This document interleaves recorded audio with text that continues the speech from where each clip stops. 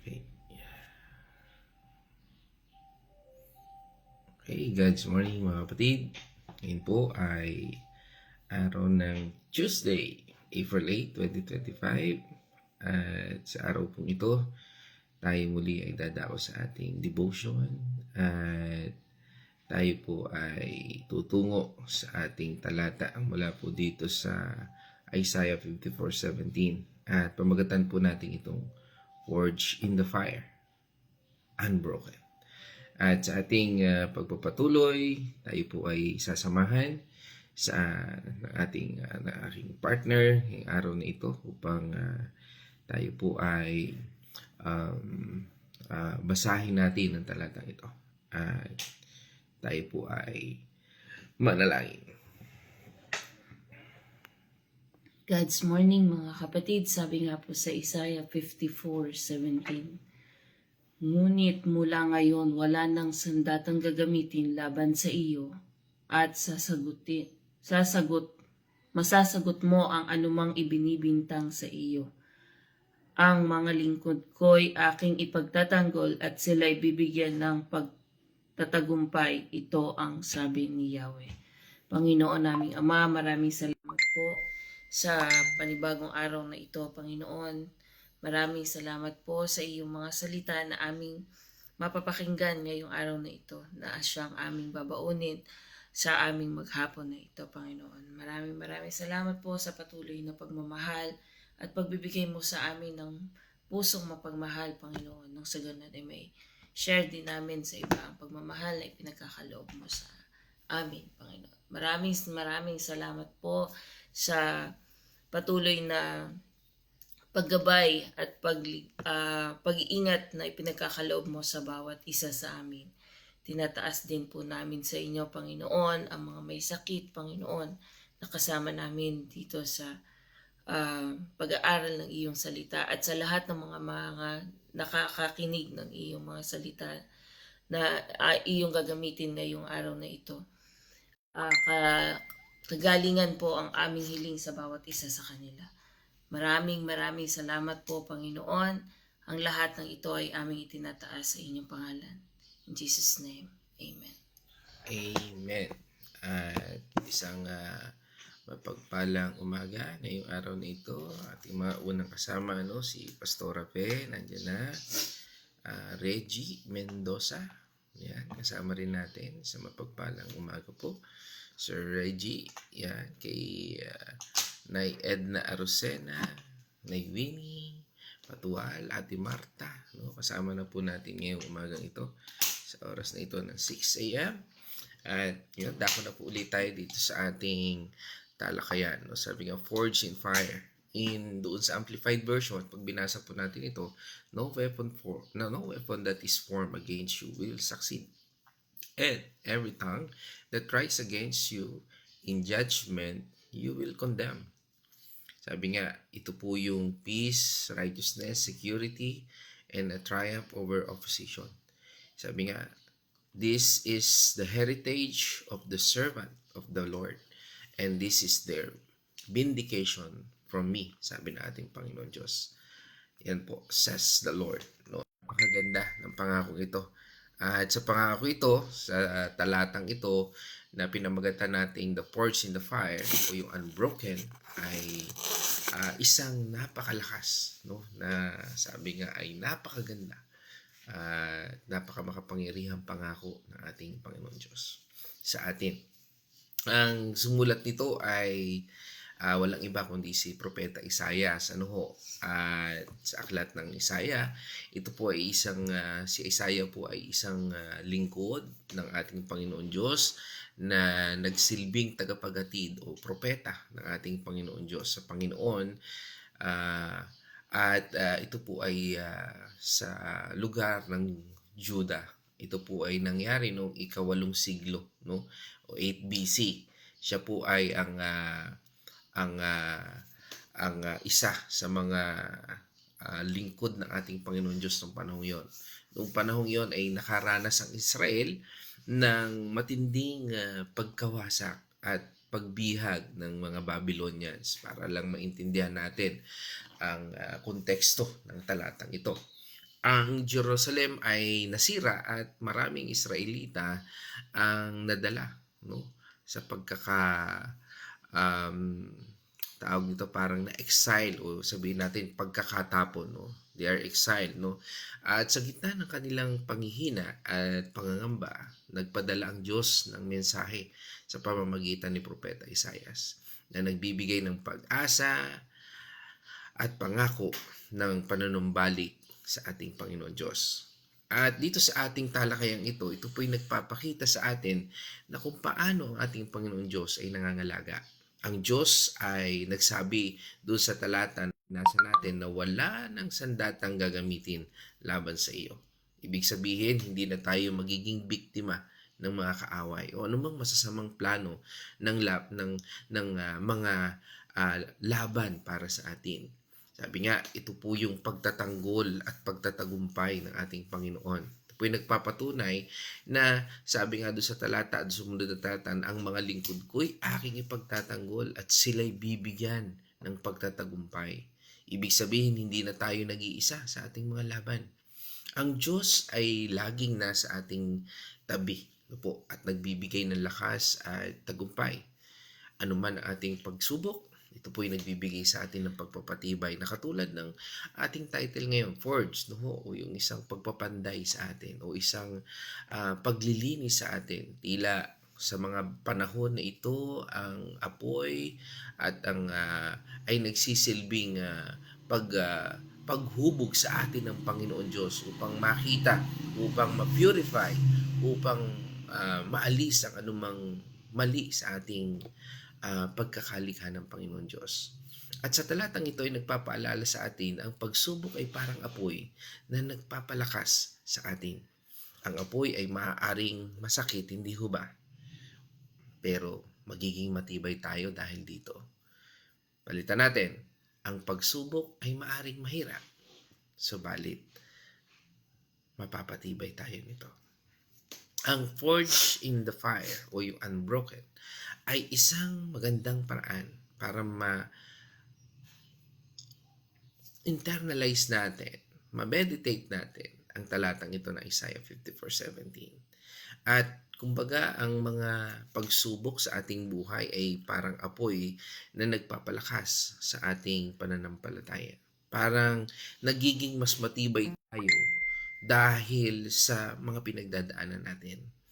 Ang Diyos ang nagbibigay ng lakas at patuloy na nangangalaga sa atin para mapagtagumpayan natin ang mga ito. Ano nga ba ang mga aral na ating nakita dito sa ating aral ngayong umaga ito para sa ating devotion, sa ating God's Morning? Una, God's protection. Sabi nga, ang God's protection is unbreakable. No? Hindi po yan masisira. Yan ang protection ng ating Panginoon Diyos. Kahit anong pagsubok, paninira, o masamang balak na laban sa atin o sa iyo, walang magtatagumpay kung kasama natin ang ating Panginoon Diyos. Ang pangako niya ay hindi basta-basta. Sabi nga, hanggang ngayon ating napapakinggan, hanggang ngayon ating napag-aaralan. Sabi nga doon sa talata, no weapon formed against you shall prosper. No, ang sabi nga, ang palaging pagbabantay ng Diyos ay hindi lamang laban sa mga tiyak na panganib, kundi pati na rin sa lahat ng aspeto ng ating buhay. Sabi nga sa Psalm 121, verse 7 hanggang 8. Si Yahweh ang sa iyo'y mag-iingat sa mga panganib, ika'y ililigtas. 8. Si Yahweh ang siyang sa iyo'y mag-iingat saan man naroon. Ika'y iingatan, di ka maano kahit na kailan. Amen. Kahit saan ka man naroon. Ganda ng pangako ng Panginoon. And God's protection is unbreakable. Bakit? Kasi siya nagsabi nun. Ang Diyos. Ang Diyos ay hindi sumisira sa kanyang pangako. Ang Diyos ay tumutupad sa kanyang pangako. Kaya nga kung meron tayong pangamba, takot, alalahanin, ito yung point number 2 natin. Point over fear. O fear. Faith over fear. Sorry. Ito yung point number 2 natin. Faith over fear. Kailangan natin ng pananampalataya. sa anumang hamon, sa anumang takot, sa anumang alalahanin na meron tayo. Kung tayo ay natatakot, tayo nangangamba, dumaranas tayo ng mga pagsubok, dumaranas tayo ng sakit, gumagasa ng kahirapan, nandyan ba ang pananampalataya? Nandyan ba ang salita ng Panginoon Diyos na ating pinanghahawakan? Noong panahong ito ni Isaias, takot ang mga tao sa mga kaaway, sa mga Babylonians. Pero ang Diyos ang nagturo sa kanila na manalig sa kanyang kapangyarihan. Ngayong panahon natin, hindi na tayo dapat matakot sa mga banta ng buhay. Gaya ng sakit, krisis, o paninirang puri. Dahil ang Diyos ang lalaban para sa atin. Sabi nga sa atin ng Isaiah 41 verse 10, Ako isa sa iyo, huwag kang matakot. Ako ang iyong Diyos, hindi ka dapat mangamba, palalakasin kita at tutulungan, iingatan at ililigtas. Amen. Kahit sa gitna ng krisis o sakit, hindi tayo iwan ng ating Panginoon Diyos. Ang kanyang kapangyarihan ang magpapatibay sa atin. Tulad ng sinasabi niya kay Josue, ang Diyos mismo ang lalaban para sa iyo. He will fight for you, sabi niya doon. Ang takot, mga kapatid, ay hindi galing sa ating Panginoon Diyos, kundi ito ay galing sa kaaway. Kaya nga po ang ating Panginoon Diyos ay nagbibigay ng lakas ng loob para harapin ang anumang hamon. Halimbawa po nito, kapag may naninira sa atin, huwag matakot. Gamitin ang pag-ibig at disiplina mula sa Espiritu Santo. Sabi nga sa atin ng 2 Timothy 1 verse 7. Sapagkat ang espiritong ibinibigay sa atin ng Diyos ay hindi espiritu ng kahinaan ng loob, kundi espiritu ng kapangyarihan, pag-ibig, at pagpipigil sa sarili. Amen. Tatlong bagay. Kapangyarihan, pag-ibig, at pagpipigil sa sarili. Tatlong bagay na kapag ang takot ay sumasapit sa atin. Nandun ba ang pag-ibig? Nandun ba ang kahinahunan? Nandun ba?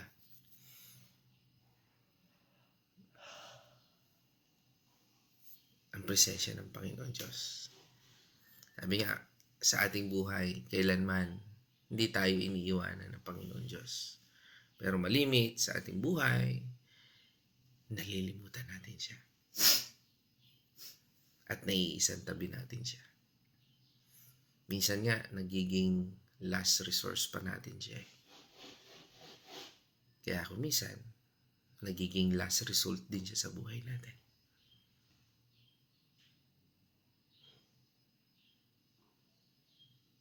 Kahit natakot o natatakot tayo sa mga masasamang balak ng ibang tao o maaring tayo ay natatakot sa problema, ang solusyon pa rin ay ang pagtitiwala natin sa ating Panginoon Diyos.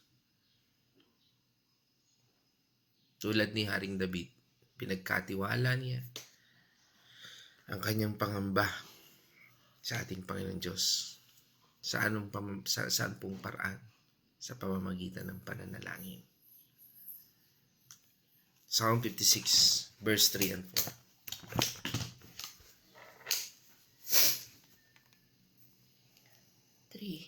Kapag ako'y natatakot o aking Diyos na dakila, sa iyo ko ilalaga pag-asa ko at tiwala. 4. Pangako niya'y binibita...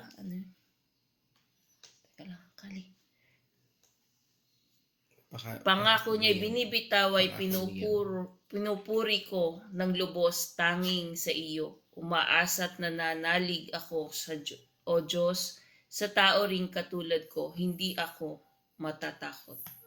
Amen. Sabi nga, ang dapat lang po nating katakutan ay ang Panginoon Diyos. At kung sa tao o sa mga principality ng mundong ito, laging may mga pangakong binibitawan ng Panginoon Diyos. Sabi nga doon, ni Haring David, doon siya nagtitiwala sa mga pangakong binibitawan ng ating Panginoon Diyos, sa mga salita ng ating natututunan, sa mga salita ng ating Panginoon Diyos na ating napapakinggan, nababasa. Yan ang ating pagkatiwalaan. Sa halip na matakot, mga kapatid, kalimitan ang kinatatakutan o nagiging problema ng isang tao ay ang financial crisis o ang health issues. Ito po ay kalimitang nagiging yan ang kinatatakutan ng lahat. At sabi nga, kailangan po natin itong dalhin sa ating pananalangin. Ang kapayapaan ng Diyos ang magpoprotekta sa ating lahat. Ano man tayo man ay nai-stress o natatakot. Sabi nga sa atin ng Philippians 4, verse 6 to 7. Mga taga-Pilipos 6, huwag kayong mabalisa tungkol sa anumang bagay, sa halip hingin ninyo sa Diyos ang lahat ng inyong kailangan sa pamamagitan ng panalangin may pasasalamat. 7. At ang kapayapaan ng Diyos na hindi kayang maunawaan ng tao ang siyang mag-iingat sa inyong puso at pag-iisip dahil sa inyong pakikiisa kay Kristo Jesus. Amen. Kahit parang unfair ang laban, tulad ng mga paninirang puri, no? Yan ang mga whisper, no? Huwag matakot. Parehong sinabi ito ng Diyos kay Josue. Sinabi ito ng ating Panginoon Diyos kay Josue at sinasabi rin ito sa atin ng Panginoon ngayon. Ang kanyang presensya ang patuloy na magbibigay sa atin ng tapang. Sabi nga sa atin sa Joshua 1 verse 9. Tandaan mo ang bilin ko. Magpakatatag ka at lakasan mo ang iyong loob. Huwag kang matakot o mawala ng pag-asa sapagkat akong si Yahweh na iyong Diyos ay kasama mo saan ka man magpunta. Amen. Napakaganda, no? Saan ka man magpunta. Kasama natin ang Panginoon Diyos. Point number 3 natin. Righteousness comes from God. Hindi ito galing sa atin, hindi dahil ito sa bunga natin, kundi dahil ay nagmumula sa ating Panginoon Diyos. Ang anumang nagagawa natin ay nagmumula sa ating Panginoon Diyos. Ano man ang mga nagiging resulta ng ating pag-uugali, gawa, o anumang bagay, it comes from our God. At sa talatang ito ay nagpapaalala sa atin na doon sabi nga doon sa King James Version naman, no? Sabi doon, ang ginamit doon ng King James Version is, their righteousness is from me. No? Kaya nga, tayo ay pinagtatanggol ng Panginoon dahil ito ay nagmumula sa Kanya. At anumang bagay na pinagmumulan niya, kung tayo man ay dumaraan sa mga pag-uusig, mga ano man ang laban ng ating buhay, maaring health problem, financial problem, o financial stress, o ano pa man, lagi nating tandaan, nagiging matuwid tayo. At ang pagiging matuwid natin ay dahil sa Panginoon. Iaahon tayo ng Panginoon sa anumang laban ng ating buhay dahil siya ay mabuti. Ibig sabihin, ang tagumpay at kabanalan natin ay hindi dahil sa sariling galing, kundi sa regalo ng Diyos. Kaya dapat tayong maging mapagpakumbaba. Kailangan po natin na tayo ay manatili na maglilingkod o naglilingkod sa ating kapwa. Point number 4, hope in restoration. Meron po tayong hope, pag-asa, na tayo ay magpapanumbalik ng Panginoon. Na tayo ay patuloy na katulad ng isang apoy na ito ay mga proseso na ating mga nararanasan ng mga bagay sa ating buhay, mga circumstances na hindi natin gusto, masakit, nakapanlulumo, nakapangihina, subalit ito ay magbibigay sa atin ng pag-asa at panunumbalik sa atin. Nakatulad ng isang bakal na dinadarang sa apoy, ito ay nagiging mas matatag, mas maganda. at mas malakas. Tulad ng panunumbalik ng Jerusalem, ang ating Panginoon Diyos ay may plano para sa pagbangon natin mula sa mga gera ng ating buhay. Basta tayo po ay manatili sa Kanya. Sabi nga, basta tayo ay nagpapatuloy sa Kanya. Basta tayo ay patuloy na naninindigan sa Kanyang salita.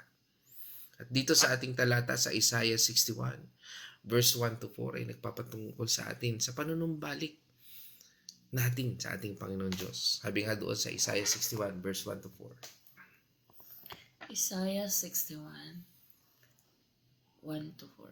Ang Espiritu ng Panginoong si Yahweh ay sumaatin sapagkat ako'y Kanyang hinirang. Sinugo niya ako upang dalhin ang magandang balita sa mga inaapi, upang pagalingin ang mga sugatang puso, upang ipahayag ang sa mga bihag at sa mga bilanggo na sila'y lalaya. 2. Sinugo niya ako upang ipahayag na darating na ang panahon ng pagliligtas ni Yahweh at ang paghihiganti ng Diyos laban sa kanyang mga kaaway. Sinugo niya ako upang aliwin ang mga nagluluksa. 3. Upang pasayahin ang mga tumatangis sa Sayon, kaligayahan sa halip na bigyan ng kapighatian, awit ng kagalakan sa halip na kalungkutan. Matutulad sila sa mga punong itinanim ni Yahweh sa ginagawa kong ano ang makatuwiran, at maluluwalhati ang Diyos dahil sa kanyang ginagawa. 4. Muli niyang itatayo ang mga sirang lungsod na napakatagal ng wasak at tupok. Amen. Napakaganda na balikan natin yung mga talatang ito na nagbibigay ng pangako ng Panginoon Diyos sa tuwing tayo ay dumaranas ng mga emotional crisis, no? Hindi lamang physical, kundi pati na rin pagdadalamhati, no? Ang sabi nga ay, at minsan ay tayo ay nanlulumo, no? Ang pangako ng Panginoon Diyos napapalitan ito ng kagalakan at ang pag-asa ay ibabalik sa atin. Ang anumang sugat ay maging physical man ito o emosyon o emotional ay kaya pong gamutin ng ating Panginoon Diyos. Kaya niyang paghilumin. Kung tayo sa panahon ngayon, tayo ay nagtatanong sa Panginoon Diyos, Lord, bakit ganito? Kaya pong gamutin ng Panginoon Diyos yan. Tayo po'y manatili sa presensya ng Panginoon. Dahil ang ating Panginoon Diyos ay hinuhubog tayo sa paraan upang tayo maging mas malakas at matatag sa hamon at gera ng buhay na ito. Sabi nga sa atin Isaiah 30 verse 17. Isaiah 30. Ibabalik ko ang kalusugan mo at pagagalingin ang iyong mga sugat. Kayo'y tinawag nilang mga itinakwil ang Sayon na walang nagmamalasakit. Amen. Kaya nga, kapatid, kung parang tila tayo ay parang nag-iisa, parang walang kasama, tagagin nating tatandaan, ang Diyos ang siya magbabangon sa atin. Ibibigay niya tayo sa mga tamang tao at patuloy na tayo pa niya palalakasin. At ang panunumbalik na ito ay hindi lamang isang kaganapan, kundi isang patuloy na proseso sa ating buhay.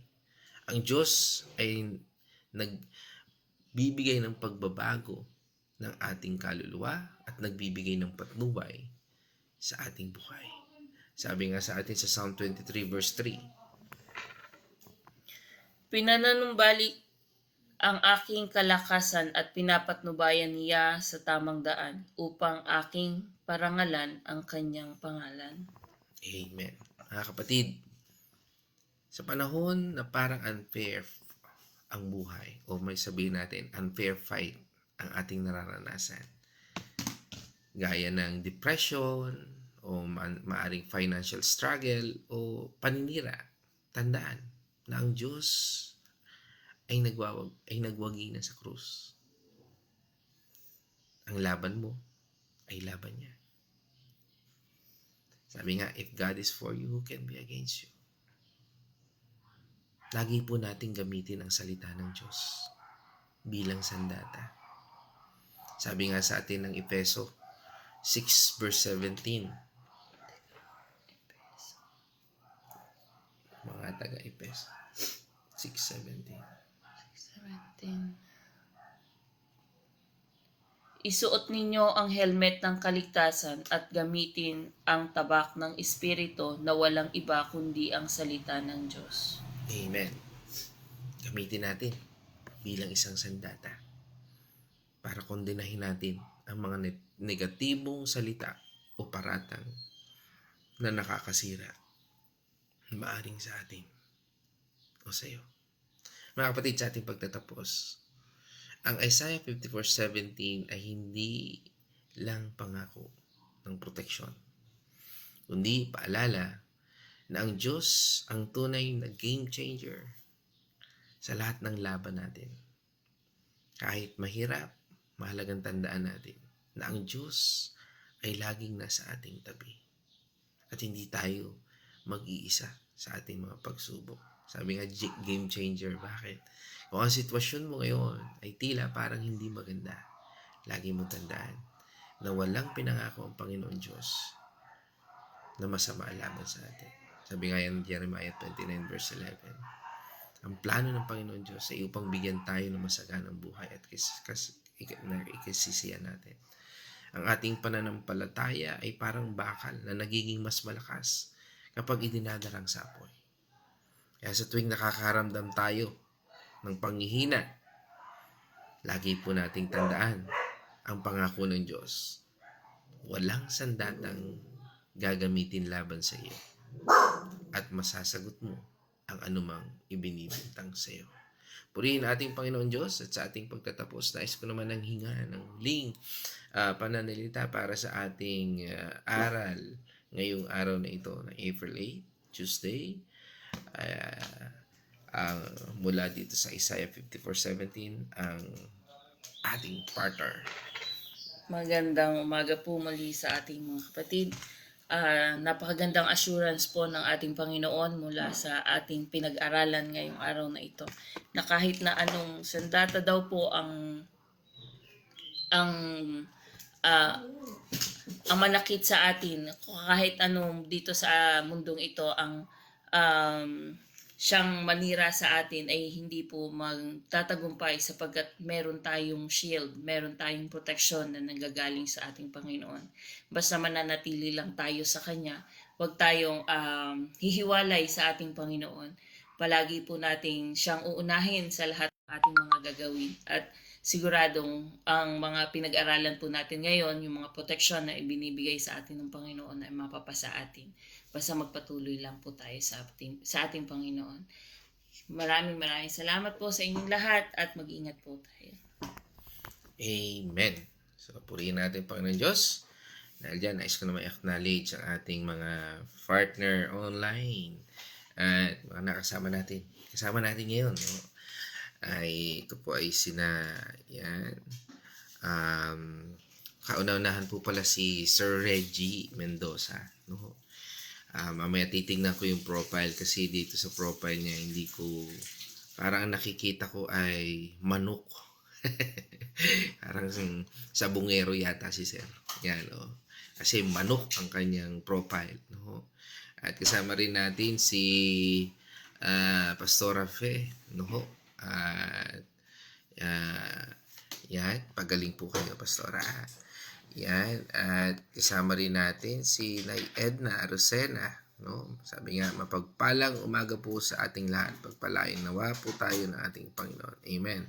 Kaya kasama rin po natin si Nay Winnie, si Ate Marta, yan, at God's Morning.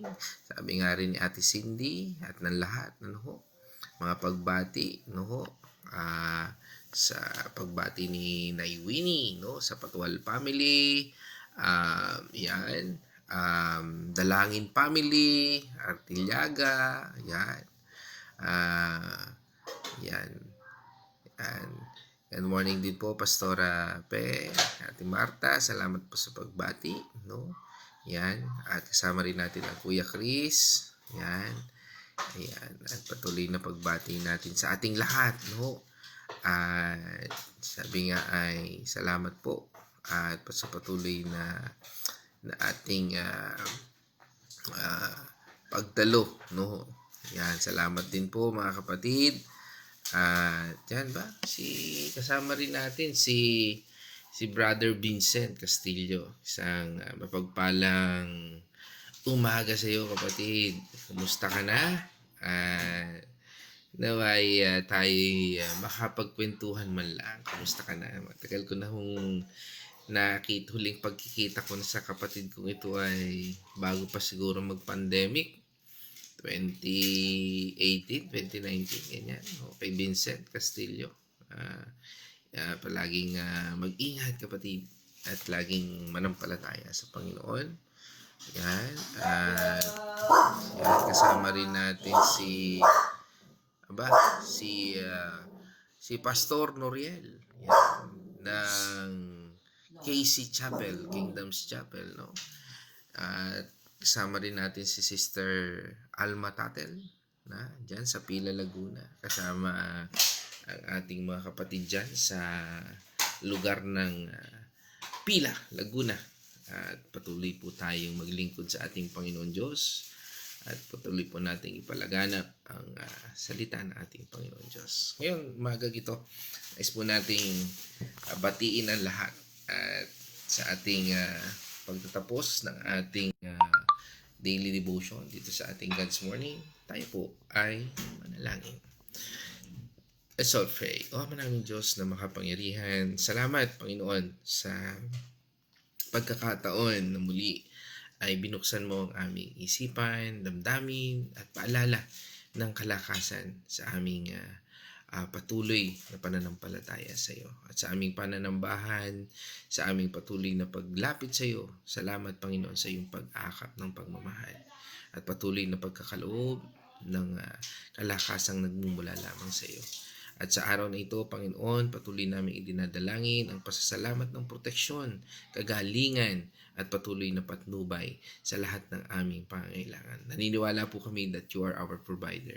Ikaw po ang Diyos na nagpo-provide ng aming pangangailangan at ikaw ang nakakaalam sa lahat ng ito. Patuloy namin idinadalangin na sa iyong patnubay at sa iyong pagmamahal, makita po namin at maintindihan ang mga pangyayari. Bigyan mo kami ng katatagan sa kung minsan kami ay natatakot, Panginoon, sa hamon ng aming buhay.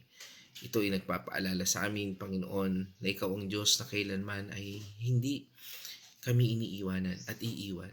Kaya salamat, Panginoon, sa sa iyong salita na aming natutunan ngayon na nagbibigay sa amin ng lakas, Panginoon, upang harapin namin ang aming buhay na ito na may katotohanan at pag-ibig sa iyo. Muli, salamat, Panginoon, at ito po ay aming dalangin sa pangalan ng aming Panginoon tagapagligtas na si Jesucristo. Amen, amen. Mga kapatid, let us shout the shout of victory. Christ is dying. Christ is died. Christ is risen. Christ is risen. Christ will come Christ again. will come again. And together we are for Christ. Again, God's morning, everyone.